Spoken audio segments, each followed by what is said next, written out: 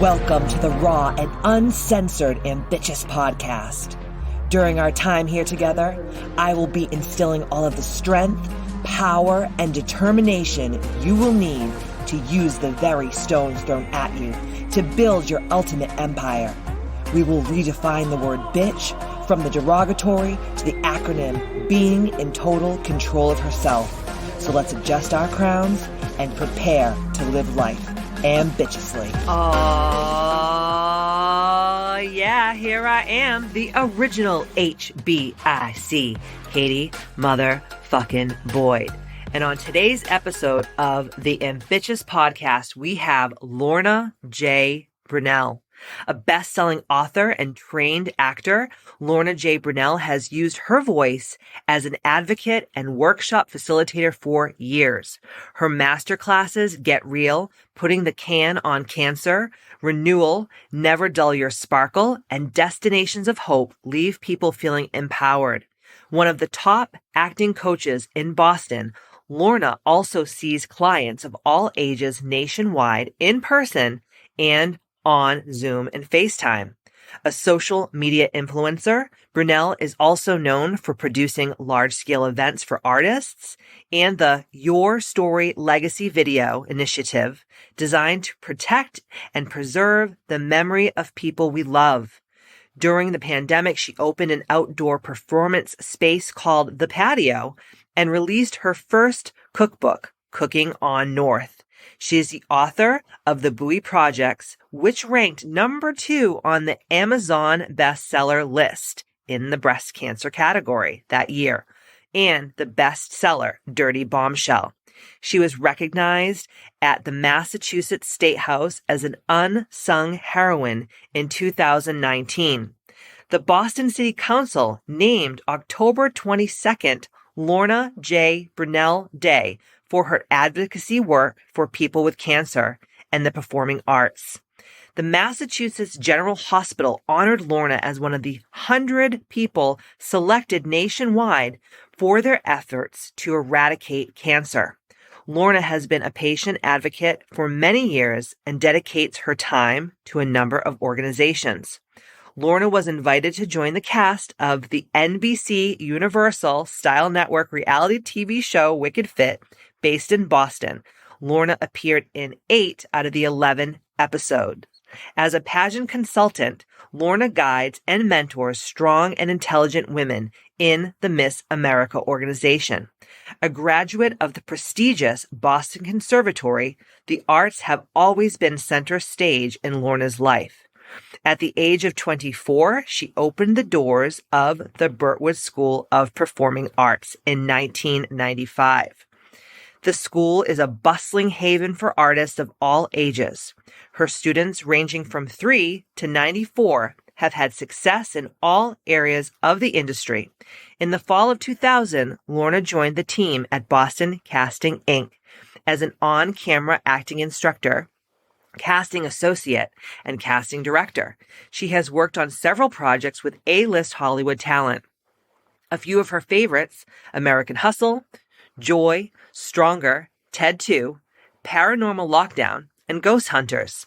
Lorna can be seen in the wedding scene of the trailer for the movie Ted 2 in the front row, wearing a yellow and black dress and a large, very large black hat. Many have been finalists on American Idol, The Voice, and The X Factor. In 2010, she opened the Alley Theater in Massachusetts. She has served as a guest speaker at the Massachusetts Eye and Ear Infirmary in Boston and spends much of her time raising awareness for thyroid and breast cancer. She was featured in national PSA about thyroid cancer, nerve monitoring, and many documentaries about Mass Eye and Ear. Lorna has received several awards for community service and her effort to assist thyroid and breast cancer patients. A self-proclaimed domestic diva, Lorna lives with her husband, Roger, in their historic 1940 Ebenezer Sewell house. In honor of her stepson, Brent, who passed away in 2014 of a heroin overdose, she and her husband, Roger, work tirelessly advocating and providing support for families and people suffering from addiction. wait until you guys hear this podcast. I know that was a lengthy bio, but this bitch left a lot of things out because she truly is being humble in her bio. And Lorna has been a mentor of mine for 20 plus years. And I just cannot wait for you to experience Lorna. So without further ado, let's listen to Lorna talk all about her incredible life and inspire you because she truly is the epitome of ambitious. And as you know, I have my mentor, my soul sister. Literally, I think that we have been separated at birth, even though we're 10 years apart. You're the almost to the day. Almost literally to the day. Yeah. Lorna J. Brunelle in the Ambitchious house. Thank you so much for being here. Oh my gosh, I've been looking forward to this for evs. Thanks for having me. And I know you're a super busy bitch, so this was Takes amazing. one to know one. Oh, abso-fucking-lutely. So obviously everyone knows who you are from your amazing bio. But on the Ambitchious podcast, we like to get real, we like to get raw, and we like to get down to the nitty gritty. And you are truly one of the most inspirational people I've ever met. Girl. And you continue to inspire me literally on a daily basis. You make me want to work harder and harder. Oh, beautiful. Harder. Yeah. Oh, that's what she said. I love you. You guys out there in Ambitchious land, do you see why we get along so well? We're sick fucks. We truly are. Oh my gosh. So I want to start at the very beginning, which is a very good place to start. Yes. So if you guys didn't already know this, Lorna was my mentor and teacher and coach for literally 20 years. I'm not even joking you. And then after I stopped competing in pageants and doing all that stuff, we stayed obviously close. We still do a lot of things with each other. And that's truly what mentorship is all about. And you have left such an incredible stamp on my life and thousands of people's lives from, what you do with community outreach to what you do with the Burtwood School of Performing Arts in Middleborough, Boston Casting, and all the other good stuff. So I want to talk about, I know this is like, we are going back to like babies and pacifiers, but I think a lot of people, when they look at someone who's the HBIC, right? Like you are the head bitch in charge. You really, truly are. I'll take it. I'm going to give it to you. I'm going to give it to you. And you're truly like the epitome of ambitious. Like you inspired the ambitious lifestyle in so many ways. But I think a lot of people look at people like you and they're like, oh, she must have been born with a silver spoon in her mouth. Everything must have been amazing. She was groomed to be a Broadway star and to do all these things. And nothing honestly can be further from the truth. So can you kind of like bring us back down memory lane? Sure. So much further than the truth. Thank you for asking that. I grew up with a single mom and two sisters with various husbands through the years. My mom was the local Elizabeth Taylor. She credited herself for that. Married one husband twice. I love her. Because, hey, why not? She should have been on like the Real Housewives of Middleborough. Oh, she would have killed it. She would have actually killed it. She totally would have. So we were lean on funds, but rich on love. Not to sound sappy. The love was always there. Family was always first. Cooking, laughing, singing, painting, drawing, the arts, day trips, the beach, museums, parks, anything that you could do on a shoestring budget to get 3 kids out of the house, and we were there. And that was a whole life of adventure when we were little. My mom was a beautiful singer. She sang in clubs when I was a kid in Boston. She was originally from Watertown, where my grandparents were, a big Armenian neighborhood, even though we were a huge Sicilian family. So I grew up with a lot of culture, walking up and down the streets, hearing lots of different languages, which was the exact opposite of what was happening in my town of Middleborough once we, went to school here. We were a mixed race family. My sister Talia has a different dad. She is Cape Verdean and Portuguese. So she's a mocha mama. Oh, yeah. And that was an interesting part of my journey because I grew up in a very white community.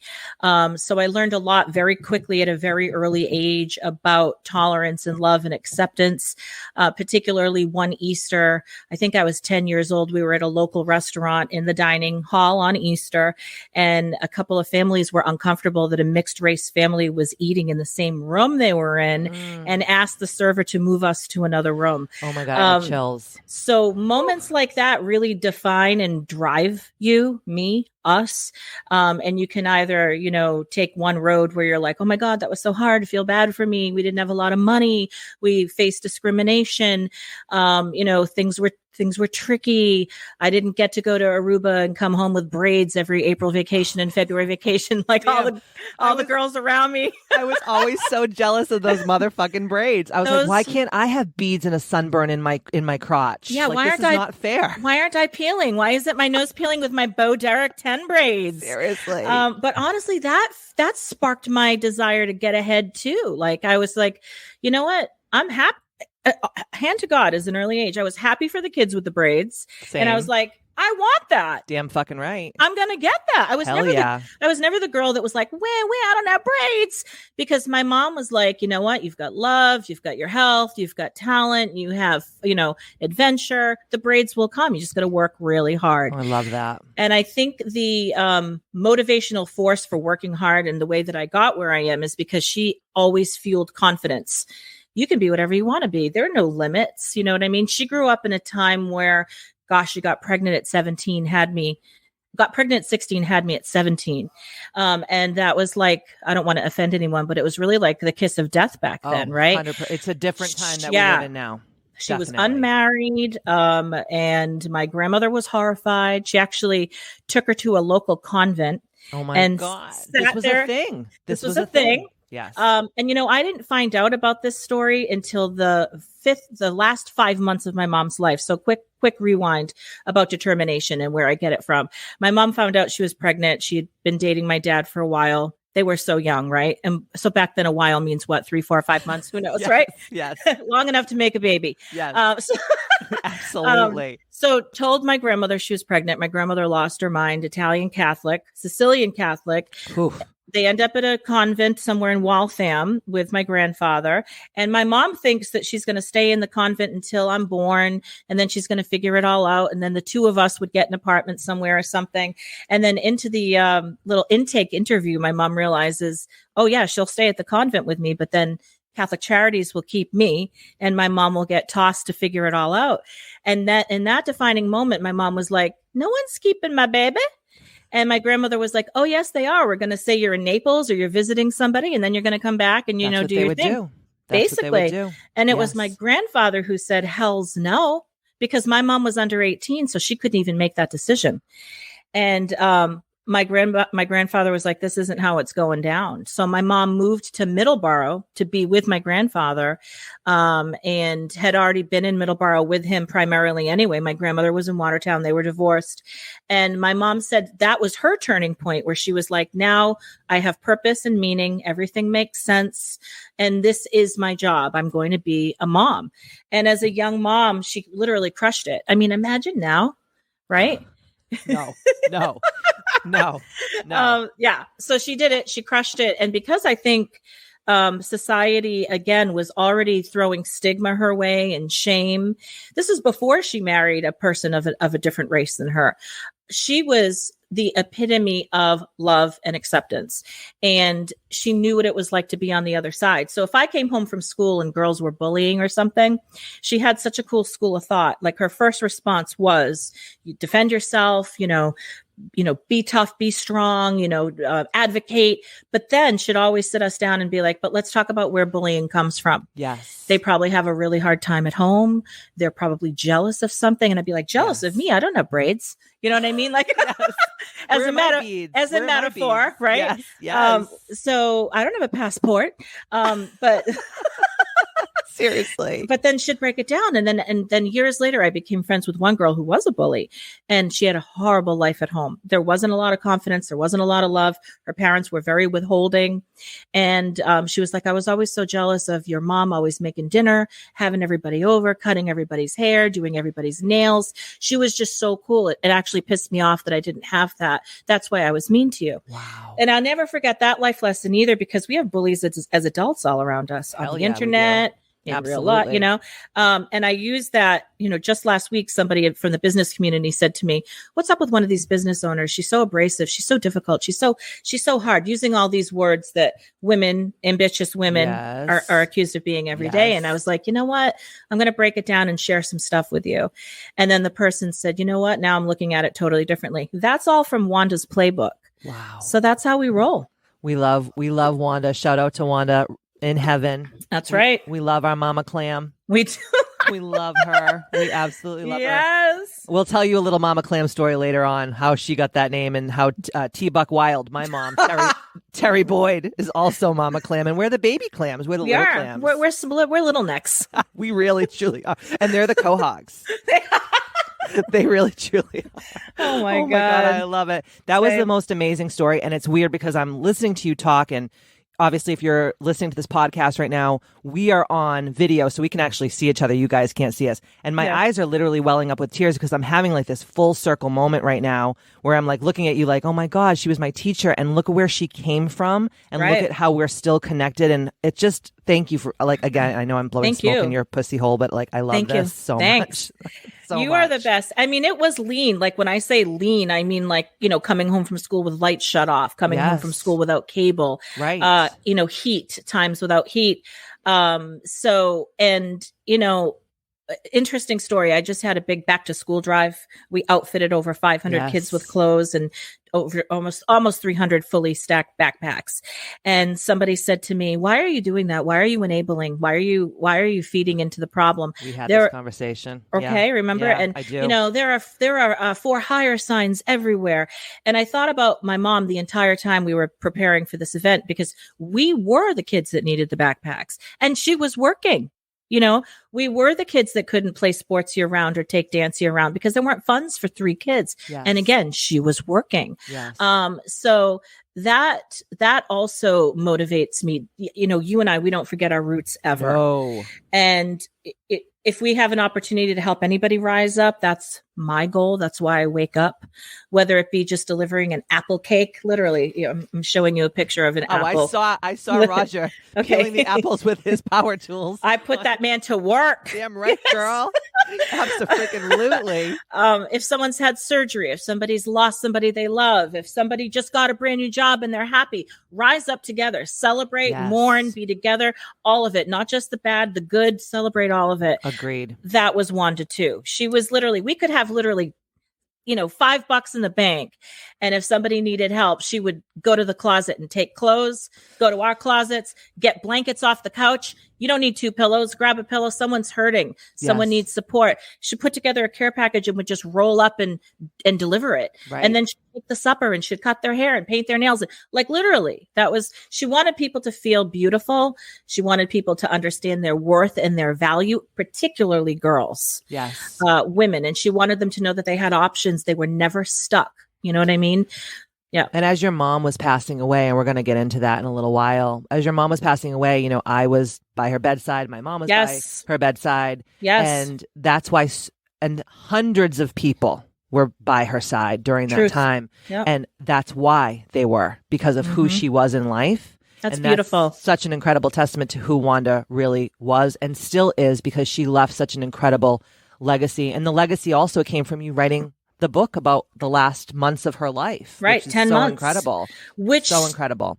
Which started, Katie, with you and Matt coming to the hospital on her 58th birthday at Mass General. She had been hospitalized for 9 days. We knew the cancer was back. We just didn't know the extent. It was her birthday, and she found out she was dying on her birthday. And you were there. You were there with Winston flowers, her favorite. Always, honey. Because bitch wanted high end. Only the best for that queen. There ain't no fucking Teleflora coming to Wanda's bedside. It's only Winston's, honey. No, I mean, as charitable as she was, at the very end, she said, please don't do in lieu of flowers. I want flowers everywhere. Absolutely. And she deserved it all. I'll never forget that day. That day was such a turning point for her. And it was a turning point for me, and I'm sure for you too, because, we all kind of grew up together in a way. We did. You as my teacher for so long, and then us as adult friends, and my mom being so close to your mom and all those things. And watching that happen was just like on her birthday was just such like a, are you fucking kidding me moment. Yeah. And you know what? She was like, hey, I've had a great life. She didn't even cry. She found out she was dying. She was metastatic. She was literally making us laugh that day. And I was like, bitch, you do not have to put on a show for us. And she wasn't putting on a show. Like, that was who she truly fucking was as they were draining her lungs. I'll never forget that. Yes. And she was laughing about it and telling us the story and all that. And I'm like, this is how I want to go out. Like, I want to go out strong as this. She literally is the queen of Ambitchious land, truly. She really is. Honestly. Yeah. And she was like, I don't want to see any tears. When I die, you get one day to cry. One day, that's it. You have to have adventure. You have to make every moment count. And that day when the doctors came in, because like I said, we waited 9 days for results to come back in Mass Gen. She was all filled up with lung fluid. It was in her liver. It was in her bones. And they were like, you might have like 18 months, maybe with the new litter. And she was like, look, let's just get ready to live. Get a piece of paper. This is what we need to do. I want to go to Cutty Hunk. I want to do this. I want to, maybe we can get out to here. I want to get a Boston magazine and eat every single thing, all the best bagels, best chowder, best whatever. Let's just do it. Oh, yeah. And Terry Boyd was bringing her malasadas and Portuguese rolls and every other goddamn thing. I'm like, Ma, everything. What the hell? She goes, I don't give a fuck. I'm feeding that bitch. Yeah. And fun fact, my mom sat with your mom on a deck, iced coffee, eating the malasadas. You say it better. I'm not of, Portuguese descent. I got to work on that. I always say fried dough, and everyone's like, no, it's a malasada. She literally ate, I don't know, maybe 6. She literally did. And then the next day she went into the medically induced coma. It was a malasada induced coma. Let's be honest. I know your mom and I still laugh about that. People who don't know me, I'm not laughing about my mom's coma, but the fact that the day before she went into the coma, she went to get a chippy at Marisol's. Oh, yum. She ate about a half dozen Portuguese fried dough. And then she hit a yard sale and went to TJ Maxx. Can you imagine the day before you go into the coma? That will be the last time that you ever... Yeah. That was the last time she ever spoke? Talked. It was the last time I heard her talk. Holy shit, And I have this image of her just like literally with sugar all over her hands and happy as a freaking clam. Literally. As the quahog, Mama Quahog. Yes. And, she literally was reflecting on her deck, listening to the birds. Like, I'm so blessed. I've been so lucky. It's such a beautiful day. I had all this time, 10 months. That's nothing. Yeah. To me, it's nothing. So and true. She was like, I've had all this time to say goodbye to everyone I love, to tell everyone I love, how I'm feeling, on and on and on and on. So there was nothing, no stone was unturned at the very end. Do you think that Wanda was one of the people in your life, and I already know the answer, but I want to talk about it with our listeners. Do you think that Wanda was one of the people in your life that really inspired you to take your thespian vocal life to the next level? Because I know your mom was a singer, so I'm sure there was a lot of music in your house growing up. Always. I want to talk about that, and I want to talk about how you went to the conservatory, and then how you opened Birtwood, and then I want to get into all the other good stuff, because literally we could podcast for 17 million hours. We could, and we should. I know. It's true. Yes. So I grew up with a hairbrush in every room of the house, and that was the microphone, and singing everything. My mom had such an eclectic love of music. It was either Motown, the Supremes, Diana Ross, or then it was Patsy Cline, and then it was Cher, right? Obviously. And then she'd also throw in some old school Jolene and hit some country, right? Yes. So, and we'd just get up and sing into brushes. She'd be cooking, we'd be singing. Music and cooking was always happening simultaneously. And she sang in nightclubs in Boston when I was little. And my Uncle Wayne, her brother, was the lead singer of a rock band that was really well known in the area, and they had quite a following. And there's a family rumor that my great-grandmother, Jovanina Gandolfo, sang opera. So I never heard that, because when I was, she died when I was a sophomore in college. We have a fourth generation pick that's awesome that I treasure. By then she wasn't singing opera, but everyone in the family said, oh God, she had a beautiful voice. I think Wanda's calling you. I hope so. I'm at my... No, I love this. I'm like, oh my God, do you have a fucking landline, Lorna? I'm Look, gonna piss and shit myself. I am at my office, which is where the people call. That was so fucking good, dude. I love this, that you have a landline. It's my mom. It's my God. It's heaven like, calling. Stop. You better not talk shit about me, bitch. I know. She's like, enough about that generation. Talk about me. So true. So singing was always the thing. And then I was in chorus. she always encouraged me to audition for shows and stuff. And, you know how many times I never got the lead girl because first of all, I was 6 foot tall in 4th grade and I had a Bermuda bag because I was the only girl with my period at age 9. Same. Samesies. And, you know, so I wasn't getting a lot of the leads because I looked like I was a grown up. And my voice was huge. She said it was shockingly huge. Like in the grocery market, if someone walked by and said, "Oh, she's so cute." And my mom would be like, "Say thank you." And I'd be like, "Thank you." So my mom was like, "You always were like this grown up in this body." You know what I mean? Like way ahead of your years. She always called me an old soul. So anyway, she still encouraged me to be part of the projects, even though I wasn't pulling, you know, Peter Pan. You know, I was like Mrs. Darling, basically. Yes. I was always like Mrs. Salisbury. Yeah, that was the story of my life. Samesies. Right. And yet I loved being in chorus. I loved singing at church. I loved being in shows. I excelled in straight dramas because I got to play all the older people, which was awesome.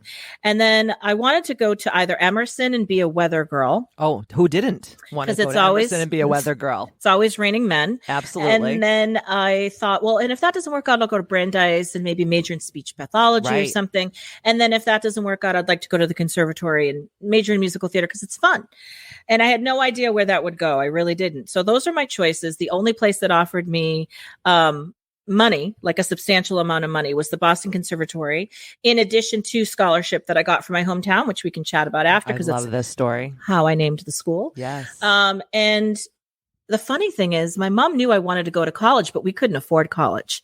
So she was like, "Girl, I love your ambition, but you're going to have to do everything you can to get those coins." Yes. So I was like president of everything, at every meeting, at school till 9 o'clock at night. Why are you and I literally the same fucking person? It scares me every time we talk. Yeah, right. So, but my mom said that would be my ticket to rise up. Yes. She was like, "And you're giving back." But like, you know, I was the girl for the ski trip making like 180 PB&Js and like doing all the bake sales and getting all the prom committee and picking out balloons and flowers and blah, blah, blah. And I loved it. You know what I mean? But it was like I worked for that scholarship. And I say that to my students all the time. You don't just roll into it. You either get out on the field and show up and you make your reel with all of your footage of you out there playing. You make your reel out there on the stage. You put together your pre-screen because now you can't even get in until you have a video saying you're worthy of an audition. True. Or, you know, consideration. And my mom helped me put all that together. So my college packet was like this big, you know, 1/4-inch thick packet of newspaper articles of my face at anything you could get your hands on for community service. Those were the days when you just brought your fucking newspaper clippings and you're like, "Look, I'm kind of the big deal bitch." Yeah, in my pond, I am a tuna. Yes, you are. Fucking marlin. I am. So I got in, and the interview was really cool at the conservatory. They were like, "How do you define art? You know, tell me about your journey." I talked a lot about my mom in that interview too. And then my question I'll never forget, they said, "Oh, so if I make a sandwich and put it on a mantle, is it art?" And I was like, "Well, it depends on how it makes you feel. If it conjures emotion, if it inspires you, da, da, da, da, da, da, da." And they were like, "Okay." And I'm in. And then I was on the alumni board for a little while. And they said that, you know, moments like that in an interview are where you really shine. I know I'm going off topic, but I love it. Being real, being real. Don't say what you think people want to hear. Well, that's what I always used to tell my pageant girls when I would coach them. And I would say to them, don't ever tell the judges what you think that they want to hear, because that means you're being a fake bitch. And if you win that pageant, that's who you will have to be for a whole entire year of your life. Right. Yeah. Exhausting. No joke. Yeah. And I know you feel the same way. And you taught me that too years ago when you were my coach. Like, Katie, just because this sounds good doesn't mean that's how you really feel. And in my head, I would say, but I want to impress them. I want to make them love me. And it's like, yeah, but that's not. They're going to love you for who you are if you're real. Absolutely. And if they don't, that's okay too. We've learned that. 100%. Well, we're not. Rejection is spirit's protection. Absolutely. And we're not cake. We can't make everyone happy. That's my favorite meme. So true, dude. Yeah. So true. And my story of rejection with, the people saying no along the way. My guidance counselor story.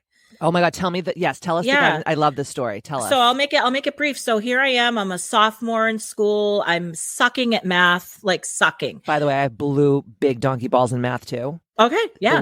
The worst. Algebra was not that into me. None of it. No one was into Zero. me. The geometry hated me. So I knew that there was a summer program, and I heard that if you did really well in the summer program, if you had a C in math and you got an A in the summer, the transcript would show a B or a B plus. So I was like, damn, I got to do that. Here I am, by the way. I wasn't a dumbbell. Honors English, honors history, honors language, all that, right? But math, man, I couldn't click the switch. Couldn't get it to click. So, and I wonder now if we were in school, if it would click, because there are so many other ways to unlock the door now. Yes. And I love math. I use it in my job all the time. So I'm not one of those girls that's like, oh, another day and I never use math. How would we make the formula to get the money to figure out an overhead and a staff and all the utilities and whatever, right? Absolutely. So here I am. I'm in the guidance counselor's office and I'm like, hey, I heard there's a summer program that I'm going to babysit to raise money for. Because my mom was like, well, that sounds great, but I don't have $150. Right. I'm going to babysit. I'll sell stuff. I've been selling stuff since I could walk. I'll babysit. I'll sell stuff. I'll do things. I'll make it happen. So the guidance counselor was like, Sleepa, my maiden name, you don't need to take this class. If I had your face, I wouldn't even be worrying about college. You're pretty, you're charismatic. Just marry a rich guy and have his babies. You don't need math. You don't need college. And I was like, what the hell is happening? This was like 1987. What? Right? And she was like, no, I'm really serious. And I said, well, I'm really serious. I need to be in this class. You got to put me in this class. And she's like, well, I mean, yeah, I'll get you in the class, but you don't need it. That's not the direction that you need to go in. Again, you're really pretty. She kept saying I was pretty. And I was like pissed every time she said it. And then I walked out and I was like, I don't even believe what's happening. So I took the class, aced it, got into school. Okay. So there's that story. And then do you want the part 2 of years later when I opened the business? So ace the class, got into college, full scholarship, full ride. Amazing. Literally nothing to pay for except like your meals and stuff. Right. Get out of school. I'm performing. I'm going to cut way ahead. I'm teaching in New Bedford, Bridgewater, Rainham, Middleborough, all these places. And I'm like, you know what? I have a home studio of 20 kids. I'm going to open a facility. I kept walking by this place that was for rent. It was $400 a month, downtown Middleborough. Oh my God. Right? Wow. That's where I met you. Yes. So I went into the local bank and I was like, hey, I'd like to apply for a $5,000 loan. I'm going to need some pianos, some photocopiers, some sheet music and stuff like that. And the president of the bank, and I still to this day don't know how I landed the president. Normally you'd get like an associate. Underling. Yes. Right. Of course. Somebody, right? And they said, oh, look, I've seen girls like you come in. Girls like you, girls like you come and go, dime a dozen with these big ideas. Here's the bottom line. It's too risky. It's never going to work. You got a pretty face. You talk really well. You can communicate. I'm familiar with you from the local newspapers and all the theater that you've done. I know you're going to land on your feet, but it's not going to be through this business idea. It's going to crash and burn. Basically, like he was helping me. So like, take my advice, sweetheart, and move on. And I was like, that's not how this is going to go. Fuck the patriarchy. It's not how the story ends, exactly the kind of guy I'm sitting across. Oh, I've sat across that same motherfucker 100 times in my life, 100 times. And I've had the same guidance counselor, except it was my math teacher, Mrs. George, rest in peace, Miss George. Yeah. And she said to me in front of the whole class one day, Katie, thank God you're pretty because you are dumb. Oh, and I was Miss Taunton at the time. It was my senior year in high school. Which you have to be smart to land. Yep. So I was Miss Taunton at the time. I was homecoming queen. I was just like you, president of everything and everyone. Every club. And I just could not fucking get the math shit just like you. And she said in front of the whole class, Katie, thank God you're pretty because you are dumb. And I'll never forget that for as long as I fucking live. And you know me, I'm hard on my people that I coach. Right. But I would never ever say anything like that because that's the shit that literally stamps you. It brands you. Yes. Yeah, it sets up roots. 100%. And if she said that nowadays, and I've actually known people that have lost their jobs over that. Oh, honey, please. Let's just go back to that time in our lives, dude. No one would have had a fucking job. No, they'd all be on the soup line at this point. Yes. Mm-hmm. So what ended up happening? I mean, I know the story, but what ended up happening? So I called my Discover card, the 1-800 number, and said, "Can you?" I said, "Can you expand my situation? I need a credit increase." They did it, and then I went to this local 4-H auction at an agricultural fair that had a flea market at it, and I bought desks for I'm not kidding, desks for $5, chairs for $1, filing cabinets for 50 cents, outfitted the entire place, and it looked cute. Oh, it really did. adorable. It was the Yep. best. Outfitted the whole thing. I don't know. I want to say less than like $125 Wow. and paid off that Discover within a year, if not less. Because I didn't want the interest because I was Right. already doing the math. Right. Yes, yeah. And so, yeah, and here we are 27 years later. But back to the guidance counselor, the year that I wrote the book about my mom, which we'll chat about in a bit, very shortly after I got an email from that guidance counselor. I'm shocked. And oh, yeah, I'll never forget it. I didn't know this. Yeah. Yeah. I don't share this part a lot out of respect for her family that still lives here. And I have the email, and she said, I read the book. It changed my life. It changed my whole perspective about dying. I'm so glad you didn't take my advice and you went to college, because you probably wouldn't have written the book if you hadn't. And then she said, I'll send you the email. It was a different time when I was giving you that advice. It was wrong advice, and it stayed with me my whole life. And then I went to a graduation ceremony about a week later, and they announced that she had just died of cancer on the microphone. Fuck. And we had a moment of silence for her. So the whole thing about the book, she was saying, your mom's given me permission to die. I'm no longer afraid. Full circle. And it was like, she had that in her heart. Like she had to share it and be forgiven for it. And I wrote, be forgiven. I wrote back and said, there's nothing to forgive you for, Mrs. Chase. Her name was Mrs. Chase. I said, it was a different time. And I've never blamed you. I've always thanked you, because you literally put so much fire in me. I flew in flames into the universe. Yes. Yes. Oh my God. I literally have chills everywhere on my body, because that's the shit that wisdom brings. Yes. And years and years and years of doing the damn thing. Like, I was just thinking about you as you were talking, and I was like, just like me, like we've always had a job. We've always worked. We didn't know any different. Right. It's like sometimes I just get tired. I'll like say to Matt, it's like, I've been fucking doing this for 35 years. Since I was 11. Seriously. Yeah. I mean, I always had a job just like you, because, we weren't like rolling in the dough either. No. So I get it 100%. But to hear that woman who was passing away from cancer, and like, whoa, like, fuck me. Like, how amazing is that? Yeah. So much power that in you it. could have that experience. Like, that's some shit. Because a lot of people never have that experience. Like, the person that did the thing to you may feel that guilt for their whole entire lives and never have the balls to say to you, hey, I'm sorry. Right. And I didn't know any better. And that was the big takeaway too. I think when we come for people and we pounce on people, like I said earlier about bullies, it's like she was saying she was never taught anything differently. And in her house as a woman growing up, being a teacher was the highest level, the highest rung she could reach. Absolutely. Yeah. Teacher or nurse. Yes. And so she became a guidance counselor, which was already like, wow. Right. Next level. And then saying to me, oh, girl, you don't need to go to school. Like, this is, Yeah.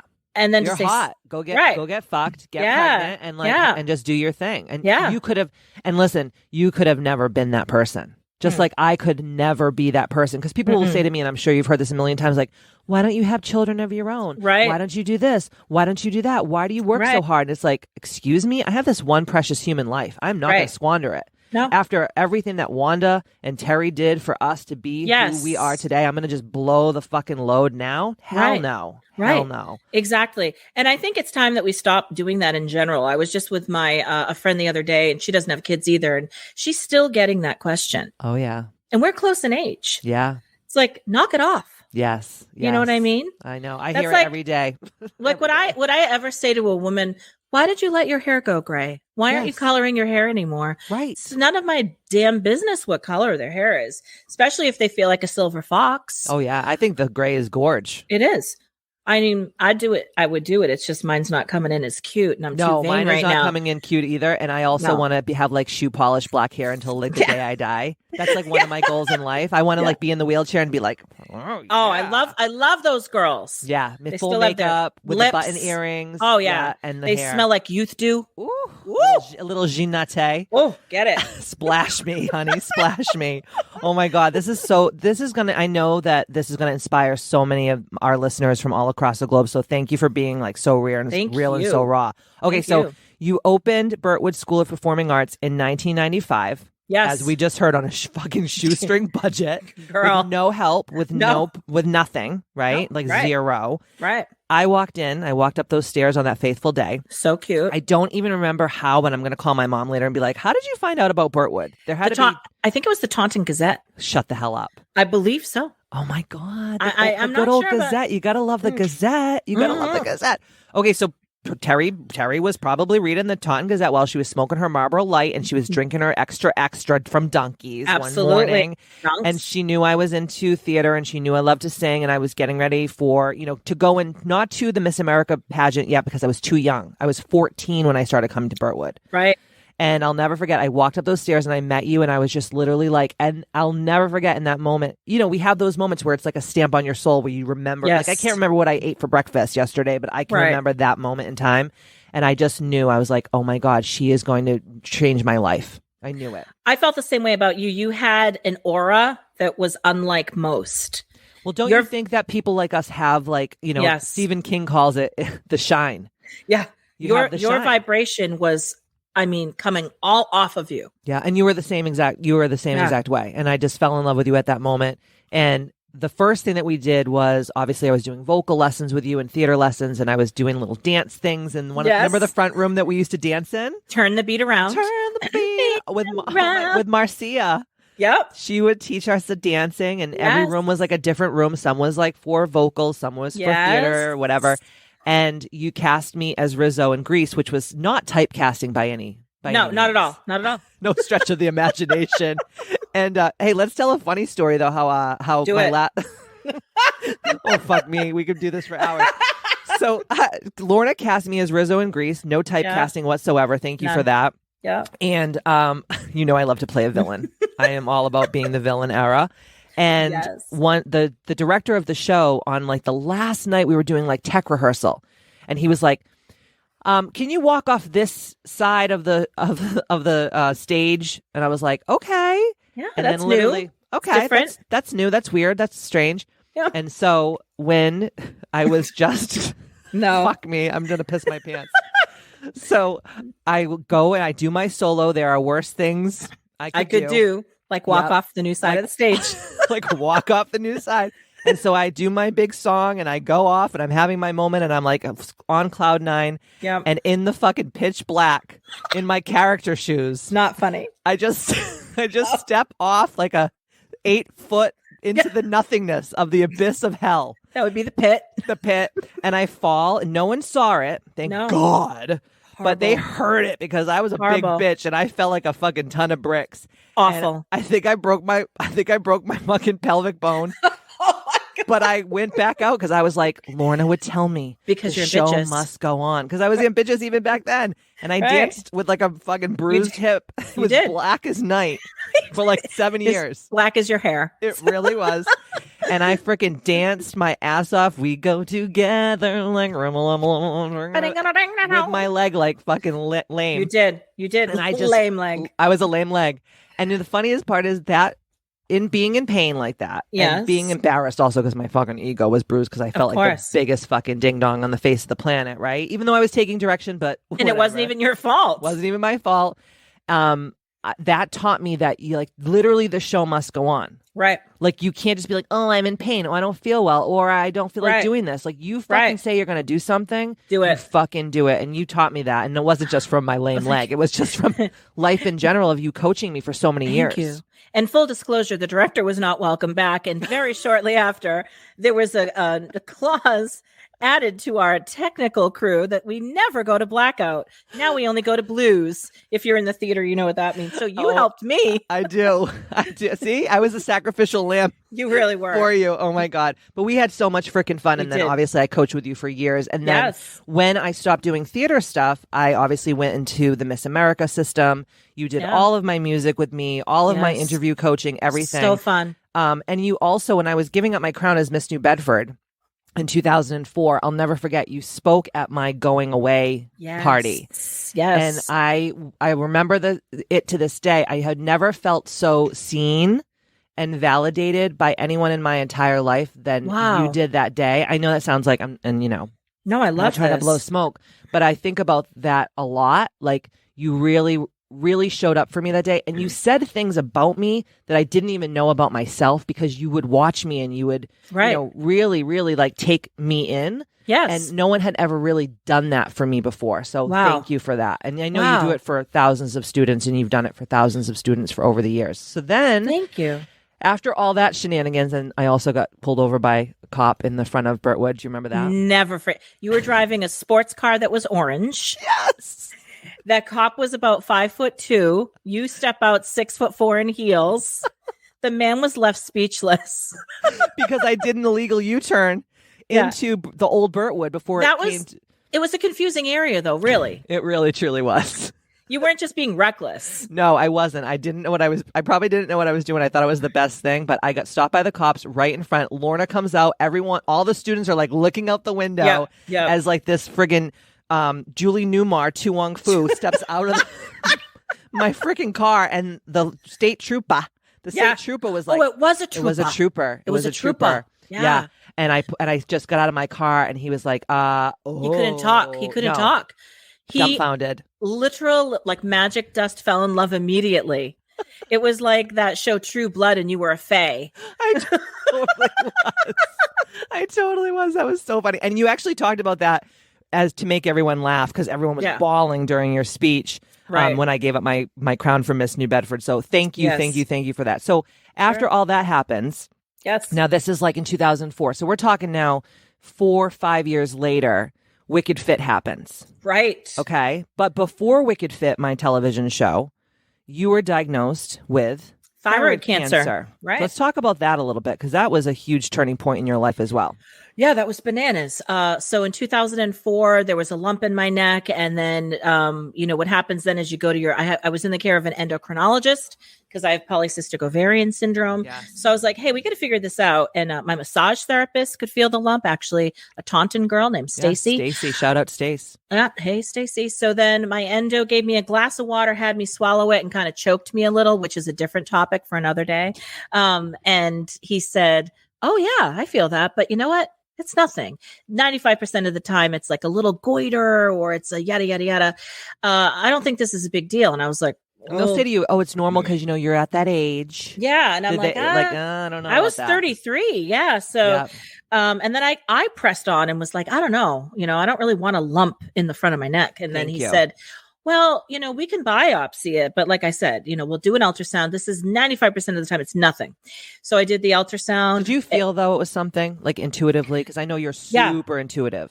I did. Because I've been that way with my body my whole life, I'm the same way. So I was like, I don't know. And did an ultrasound. And then they were like, oh, we need to do a fine needle aspiration. We, come back, suck some juice out of that little thing. And that night he called. I was at my mom's and he was like, exact quote, I can't believe I'm saying this to you, Lorna, but you have cancer. You have papillary thyroid cancer. Oh, it's very treatable, you're young. Well, they say, thyroid cancer is the good kind. It's the good cancer. It's the good cancer. Right. Fuck Although for all professions in the world, it's the good cancer, except a singer, teacher, actor, director, producer who uses their voice all damn day. 24/7. So he was like, the worst that could go wrong is if they hit the recurrent laryngeal nerve, you could sound like Stevie Nicks. You might not be able to project in front of a crowd. Your voice might fatigue for the rest of your life. And I was like, what is this noise? Like, no, I reject everything you just said. Absolutely. So I went into research mode, started calling around Boston, literally bad bitch on the phone, calling hospitals.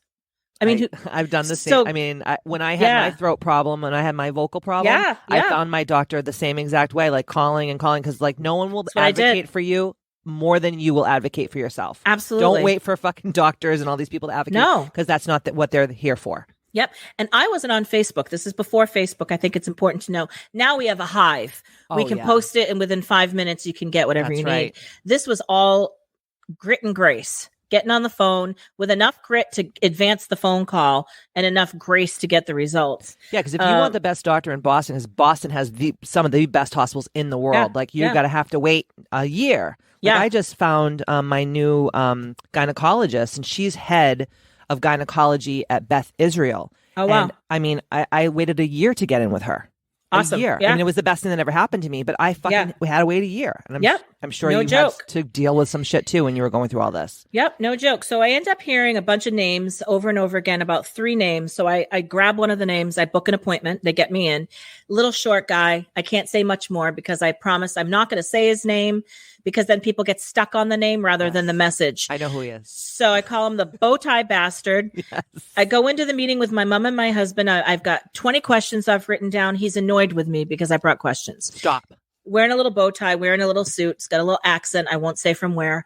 And he was just literally a bastard. He rejected all of my questions. I asked if he used the recurrent laryngeal nerve monitoring system. He was like, why would I? I have an amazing record. And then I asked about my scar because I was 33. I didn't want a big Frankenstein situation. Right. And he was like, oh, you seem very vain. I mean, right? So I got up and I was like, you know what? No. Mom, we're outside. I said to my mother that he's not the one. I need the cancer taken out of you immediately. I don't care if he's the one. You don't have to fall in love with him. You just have to. And I was like, you're betraying me right now. We had a real fight on the sidewalk. Wow. In the hospital. At the hospital, I was just like, no. And my husband was like, Lorna, we need you to get rid of it. We don't care if you like the surgeon. But you knew in your heart, you're like, this is not going to work out well. And like, what if you did go with the bow tie bastard and he did do what he did to your voice and you never fucking sang again think about it. Right. I didn't even want to be in communication with him just to go back to have the surgery. I was like, he has bad juju. Yes, I don't want to be near him. Yeah. So I ended up calling around that second name on the list. And again, the order isn't fair. I just grabbed a name and went. Yes. Now I know the guy that I landed with. I mean, he's world renowned. His name's Gregory Randolph. He's at Mass Eye, at Mass General, saved my life, used the recurrent laryngeal nerve system, which he was a founder of. Wow. And, my voice is exactly the same. Then subsequently, as I was healing, I ended up being on a bunch of panels at Mass Eye, offering patient perspective, spoke at symposiums, spoke at conventions, was part of the World Thyroid Congress with him so he could show ultrasounds of his work on my neck. Wow. I mean, for literally doctors all over the world. It's incredible. Attended by like 8,000 people. I've been published in a bunch of journals. We did a bunch of documentaries together. And do you feel like you've actually helped people during this, like from what you went through? Totally. Think about it. If you did not have this cancer, how would you have ever been this person to inspire all of these people all across the globe to do A, B, C, and D? Like, absolutely. This is how this shit works. And I think that so many people that I coach are like, why is this happening to me? And it's like, dude, how do you know that this is not for your fucking highest, greatest good? Right. I know at the moment it sucks. Right. But in the long run, I mean, look what you've done for the world. Yeah, you have to use your voice. That book is all over the world because Amazon threw it up on like Amazon UK and Amazon da-da-da-da-da. So I'm receiving notes from people everywhere. And I think I got thyroid cancer because the universe, God, the angels wanted me to understand what I had to lose, meaning my voice, so that I understood what I needed to use it for all along anyway. Oh, my butthole's puckering right now. Yes. If you need a moment, let's pause. I'm having one right now. It's flexing in my pants. There's an actual, spasm. So it was like, oh, yes, singing with kids and singing with, pageant people. And yes, singing at funerals for veterans, all that is in my fiber, right? Yes. But higher and higher. It's like help a woman find a doctor when she's sick, help a woman who is struggling in a relationship that is toxic, help a man who needs some direction and support in the LGBT community. Like, using the voice for the whole greater good. Singing at Pearl Boyd's funeral. You sang her favorite song at my funeral, even though they were like, sorry, it's only church music. And I was liturgic. Nope, we're not doing that. Like, that's huge. So from this experience, everything you just said, plus you wrote a freaking incredible book. Thank you. Let's talk about the book, the first book. So the first book is called Dirty Bombshell because when you have radiation for thyroid cancer, you become a walking dirty bomb. You have to go to nuclear medicine department and take a radioactive pill, and then a Geiger counter literally counts your radiation level. It's like Chernobyl in your own pants. Holy shit. It's like, oh my God, I'm Chernobyl. You have to walk around with a little piece of paper that says you're a dirty bomb for a year because you can set off detectors in tunnels. I did not see. I knew this obviously, but now hearing it again, it's like it's bringing me back because I haven't read your book in a while, right? Yeah. Like, holy shit. It's bananas. So, and then you'd have to do this really wacky radioactive iodine diet. There's just a lot of stuff. So, the book was the book that I needed when I was sick that wasn't there. I couldn't find anything. It was only medical books. And I was like, I can't cozy up under a blanket and understand this, you know? And I got a lot of good feedback, obviously. And I want to talk about rejection and feedback a little bit. So say I had like 104 5-star Amazon reviews for the book. And then one day there's a 1-star review and it's a Christian fundamentalist who was offended by my language, and said that I was going to go to hell. She was going to pray for me because I was really raw. My book coach at the time was like, don't sugarcoat anything. If you swear, swear. If you know, well, you whatever. know how I feel about that. Right. So I took her advice and I was very, very like raw about it and real. So my mom picked me up for lunch and I was like crying, like literally crying. And she's like, what's the matter? I was like, oh my God, this person came from me. I got a 1-star review. It's going to ruin my rating. I'm not going to be able to help anybody anymore. Her feedback was so mean. Oh my gosh, you know? And my mom was literally like Cher and Moonstruck. It was like, snap out of it. You've got all these other people saying that you've saved their life, that you've changed their whole direction and their view on how to advocate and live. And you're going to let one person ruin your day. What is wrong with you? I didn't raise you to be this way. And, you know, obviously she was right. We went out and we had a great lunch, but it stayed with me. And I try to use that story with my students. Like, really, you know what I mean? We can't let that noise get in there. We can't, but we do.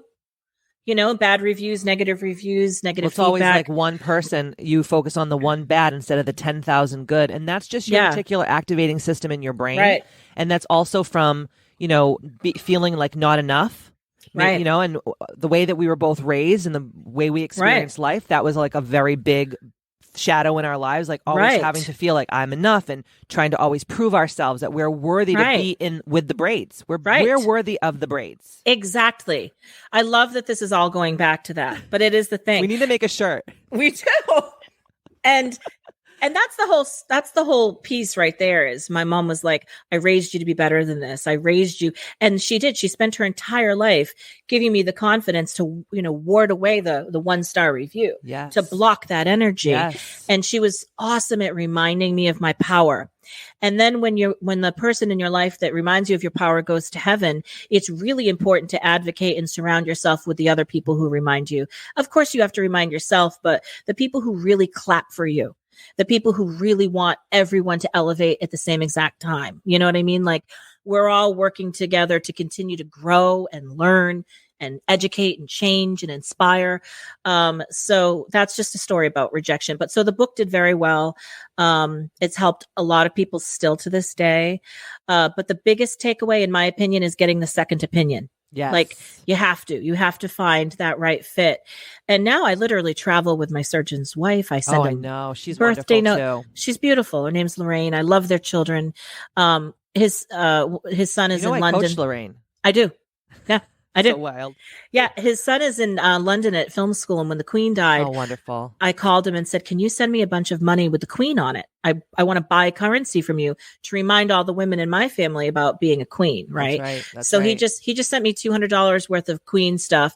Who would have ever thought that 16, 17 years ago his dad would be saving my life, and now he's sending me money with the Queen. It's just life is bananas. It really truly is bananas. It really truly is, and I love that you're saying that you have to listen to your intuition, because I think women in general, right? It's like you're hysterical, you're dramatic, you just like it's a doctor. They're smarter than you, and it's like no, your North Star, your gut feeling, your third eye, your intuition tells you. But you know, after all these years, we've had it beaten out of us, right? Right. We've been told like you're crazy, you're being a drama queen, and all these things. But it's like when you're a lot, you're a lot, you're too much. She's a lot, right? Yep. Yeah. Oh, that's my middle name. Yeah, same. And I think that you know this about me, and I think you probably done it in your life too, where you tried to tone it down because you didn't want to offend people. You didn't want to truly be who you truly were, because it's like, God forbid. And it's like, there is just something so fucking dangerous in a good way of being who you truly are, because the people who truly love you are going to be your ride or dies. They can handle it. Right. They can handle it. And the people that can't, they're going to be weeded out like dinkleberries on ass hair. And that's a good thing. Absolutely. It is. It's a gift. It truly is a gift. It's a gift that keeps on giving. It really, really is. Oh my God. So after you wrote Dirty Bombshell, we did Wicked Fit. That was a fucking wild ride, dude. Blast. You helped me lose 55 pounds in 11 weeks. Hey, I make shit happen, man. You really are the miracle worker. Aw, thank you. I belted a dress for the first time since the Clinton administration. Oh, yes. It was blue too. No, just kidding. Yes. I learned a lot. I had a blast. It was so fun to be full circle with someone who was a student and then was like a reality TV star. Yeah. And I love being with your mom on set. It was so fun. Oh my God. It was so fun. It was really so fun. So then after Wicked Fit, we put that to rest. Oh check. God. Check. And then from that time to when your mom passed away, you were just head down, doing the work, killing it, doing all the stuff for Burtwood, working hand in hand with Boston Casting. Yes. Shout out to Angela Perry. We love Casting. Her. Yep. The godmother of Boston. She truly is. And then just doing all that stuff. And then when your mom had the worst news ever. Right. What actual year was that? It was in 2013. She was at the hospital and you met her on July 19th, 2013. I have our picture. Yep, I had a sock bun in my hair. Yeah, you look great. Those were really in that moment. Yes. And I actually, on your birthday, every year I share the same post saying, this is the true Katie Boyd, the girl who drove from New Hampshire to be with my mom on her birthday with Winston Flowers to be with her on the last birthday of her life. She didn't celebrate 59. Right. She didn't celebrate 60. So yeah, you saw her on her 59th birthday. That's right. Yep. So, she found out she was dying and she went right into living mode. And I always say the last 10 months of her life, while she was learning how to die, she was teaching us how to live for real. You know, the little things like if you go through a checkout line and you see a People magazine and you're like, oh, I don't really have the money this week. She'd be like, pick it up anyway. I'd be like, I don't know, Mom, I don't know, gas and whatever, groceries. And during that last 10 months, she really did give me permission to engage in life and live rather than just work like an animal. And it was like fast story. She was watching the news in the morning. She saw that a school of right whales was coming through Dennisport. And they were right near the shore. Wow. So she was like, hey, pick me up. We got to go see the right whales.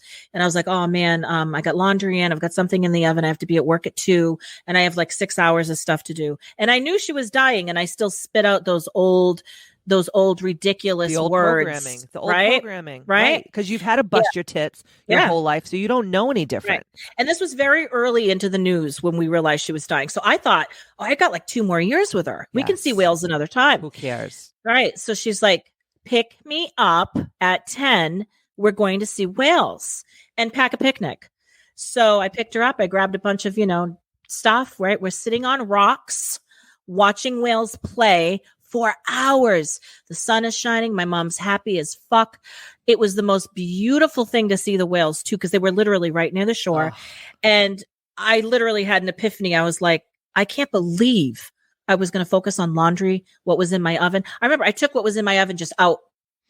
Who cares? What's it? A $10 chicken? Who cares? Right? Exactly. I just left it. And when we got in the car to leave, she was like, I am so proud of you because a year ago, you never would have done this. You would have done all the other bullshit and we would have missed this opportunity together. And she was like, and honestly, you needed it too. I'm dying, but you needed to spend the day watching whales. The care provider stuff is hard work.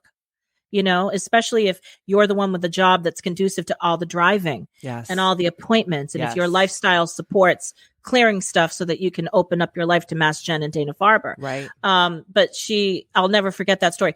And the book is filled with other stories too. And she asked me to write the book. She kept saying, write that down, write that down, write that down. Whether it was a TJ Maxx experience or a restaurant experience or just any of her pearls of wisdom.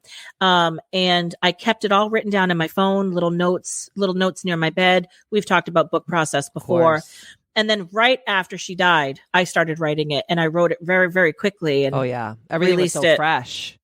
Exactly. Yeah. So do you see one of the things by reading your book, The Buoy Projects, and can we talk a little bit too about why you called it that? Sure. I have a buoy at my house. Awesome. Yes. So one of her bucket lists was to cover her entire fence with buoys. She loved the look. She said it was very Cape Cod beachy. Super. And whenever we were down the Cape and she saw somebody with buoys all over the place, she'd be like, I got to do that. I got to do that.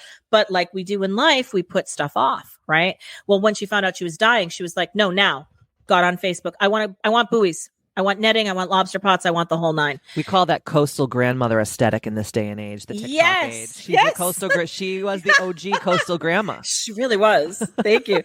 So she ended up putting it on Facebook, and we covered that. The whole fence was covered with buoys. And as she was dying, I remember going to visit her one day, and you're like, take any buoy off the fence that you want. And I took a pink and green one, and I still have it to this day, and I love it. It's like one of my favorite things. She wanted that because buoys rise up, and buoys can take a beating in New England, right? It can take a blizzard, a hurricane, freezing cold water, sharks, all of it, and they still rise up. They still float to the top. That's right. So it's the metaphor really mattered to her when she was dying, but there's more. It's deeper. The reason why it's projects plural is because she had completed her buoy project, and then she was very close to death, and I didn't see it, but your mom did. Your mom said to me, look at her ankles and feet.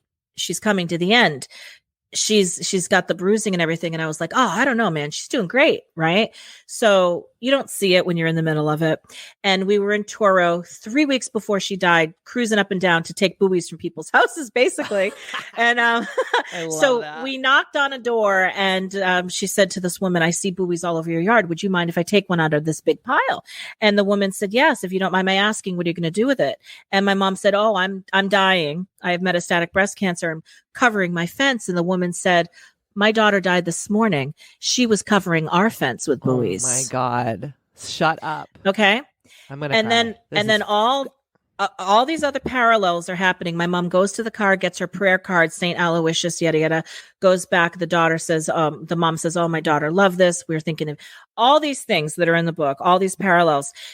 Okay. They're crying. They're hugging. My mom's got a buoy. We get back to the car, and my mom said, I'm no longer afraid to die. And I said, you've never used the word fear all along, Mom. I didn't think you were afraid at all. And she's like, of course, I have moments in the night at dark, but I'm no longer afraid because God just said to me, this is a sign. Like, how weird, Katie. How random, but how beautiful. But I think it's a true testament of when you're really living your most ambitious life, as we call it, right?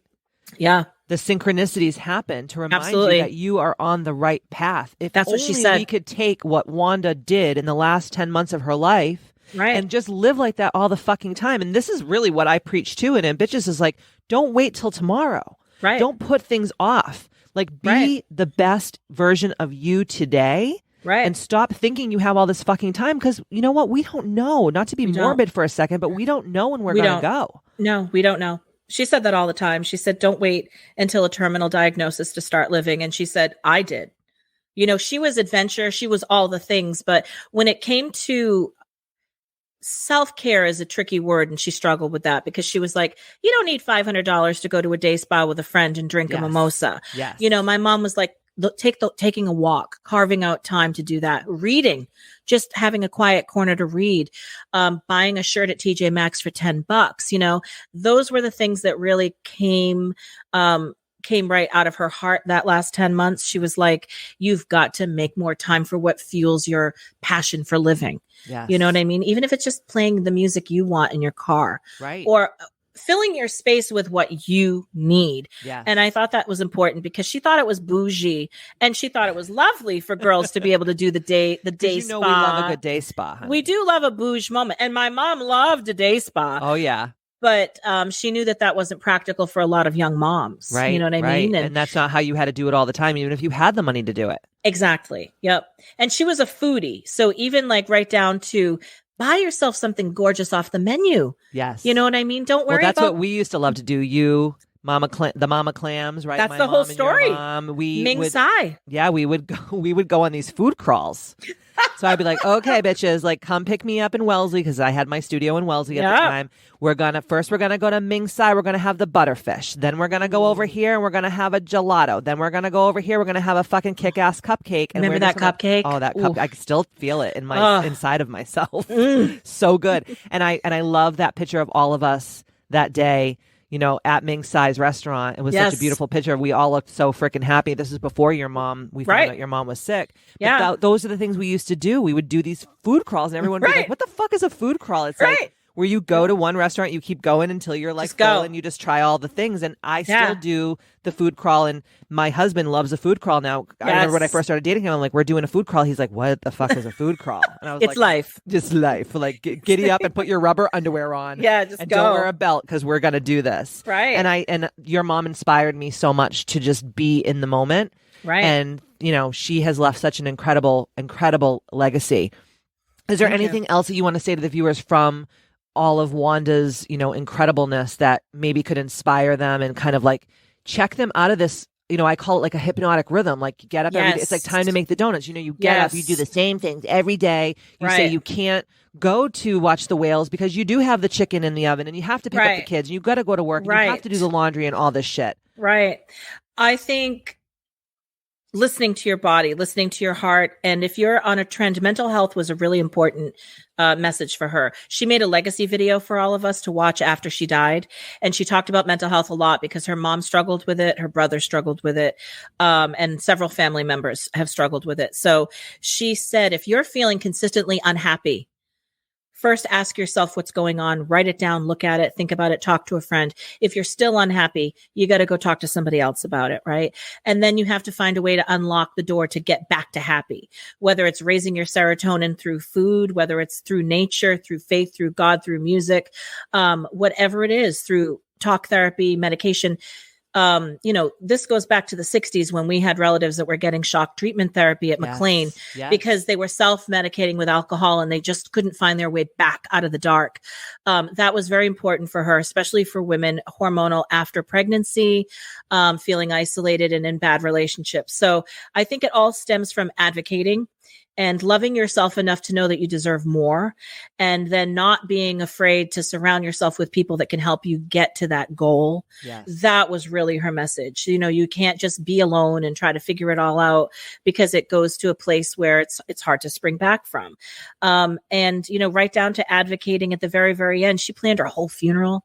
She wrote out her script. I mean, she picked out all her own music. She had such a sense of autonomy. And I think that's a very inspirational piece too that I'll leave you with is just you've got to be there for yourself. You have to show up every day for yourself, and then you can show up for everybody else. Fuck yes. That's literally like, that's my battle cry, is like, fill up your fucking own cup, and when you have a little bit of runneth over, you can give it to the other people around you. Amen, girl. Lorna, what's next for you? Oh gosh, there's so much. So I did write a cookbook, and I'm thinking about doing a part 2 of that because there's still so many more things I want to cook and I'd like to share with people. Those are all Wanda's recipes. I'd like to do that. The school, you know, still bringing in comics. We just had Steve Sweeney here. A night of laughter. We need it, right? Absolutely. And more adventure, more travel. I know you're the sisterhood of the travel panties. Yes. But I want to get back on a plane. I went to, Italy and France with my mom's ashes in 2019 for her 5-year anniversary and scattered her at all the places she wanted to go. Yes. And I still have a lot more travel up my sleeve. So that's my immediate plan. I love that. I love that. So where can people find you on social? And I'm going to also link it in my show notes. Oh, thank you. So believe it or not, Lorna J. Brunelle is where all the action is. I've got pages for all my other stuff, but the traction is really just my wall. Awesome. And on Insta and then on TikTok. So yeah. Oh, I know you are. You love good TikTok. I'm loving TikTok. Good TikTok. Also, I want to touch a little bit also about 2 things before you go. So where can they find the books? Dirty Bombshell and the Bowie projects. So Dirty Bombshell and Bowie are on Amazon. And if you want something signed, you can call me and I can sign it and ship it. And the cookbook, Cooking on North, which is my street name, I have at my office and I sign and mail those. Awesome. And they can also find you on the Birtwood School of Performing Arts website, correct? Yes. BirtwoodSchool.com. And also let's talk about before, because I think this is so huge, because I'm sure that after listening to this out there in Ambitchious land, you are so inspired, and you know why I love Lorna so much, and how going to Birtwood and being your student has literally changed the trajectory of my entire life. Let's talk about Birtwood scholarships. Yes. How can people give back to Birtwood and all of the students, and tell us a little bit about that before you go? So as I mentioned, I'm a recipient of a full ride. This is a poor little girl that grew up with welfare block cheese. Hello. Oh, and I had it was kind of tasty. I'm not going to lie. Delicious on a grilled cheese. Oh. And no shame in that cheese. No shame. Or the peanut butter. Ooh, the peanut butter was good. So I'm not going to lose those roots ever. There are too many kids who need to have the arts in their life to actually save them and help them heal and protect them. So we have had scholarships happening since we opened in 1995. Right now we have an alumni campaign that's going on, which is amazing. Alumni are just like coming together and giving kids tuition to study anything under the sun here. And I'll be giving to that.